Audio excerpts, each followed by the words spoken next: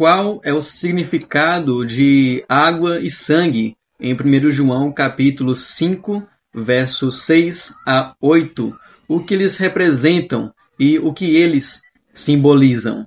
Essa é uma pergunta feita pelo nosso irmão Gustavo Lucas, a qual nós iremos responder nesse vídeo.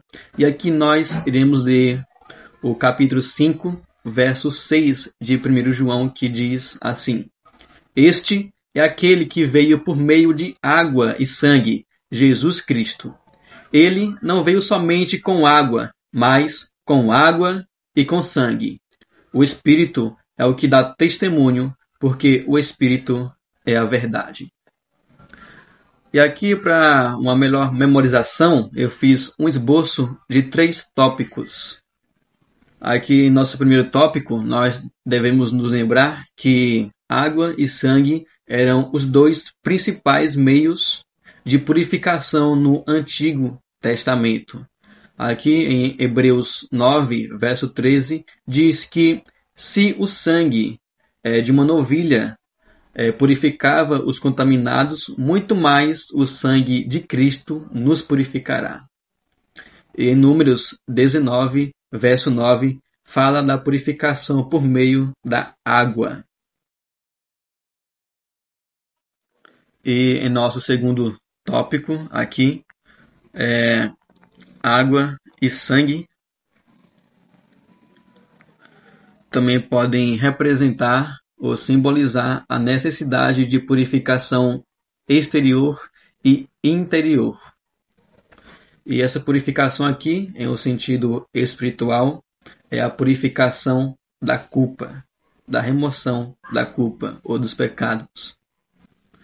E Hebreus 9, 22 diz que as coisas são purificadas, ou quase todas as coisas são purificadas por meio de sangue, e que sem derramamento de sangue não há remissão, perdão de pecados. É a necessidade de purificação interior e exterior. E em nosso terceiro e último tópico, nós devemos relembrar que sangue e água estiveram presentes na morte de Jesus. Quando o soldado romano o feriu do lado, saiu água e sangue. E saiu água para evidenciar e para demonstrar que Cristo estava realmente morto. Ele não desmaiou como algumas pessoas dizem. Não. E aqui diz que o Espírito é o que dá testemunho. O Espírito Santo, ele auxiliou Cristo em todo o seu ministério. Aqui nós iremos ver aqui um pouco mais à frente. E outra coisa, tem uma variação textual. Aqui nós temos a versão NAA na esquerda e na direita nós temos a versão ARA. E a versão ARA, aqui ó, entre colchetes, adiciona mais alguns textos que dizem que não estão no texto original.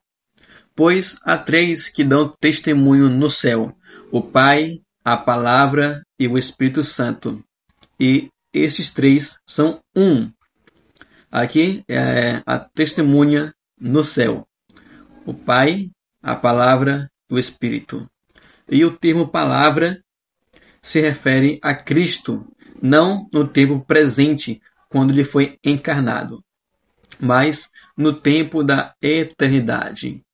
No princípio era o Verbo, ou a palavra. E o Verbo estava com Deus, e o Verbo era Deus. Aqui são as 3 testemunhas na eternidade, antes da criação dos céus e da terra.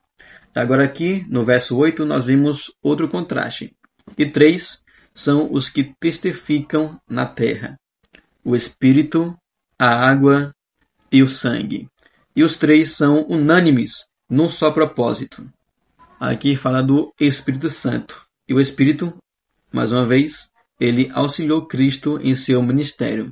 Tanto que foi por meio do Espírito que Cristo, ele expulsava demônios, curava pessoas e ressuscitava mortos.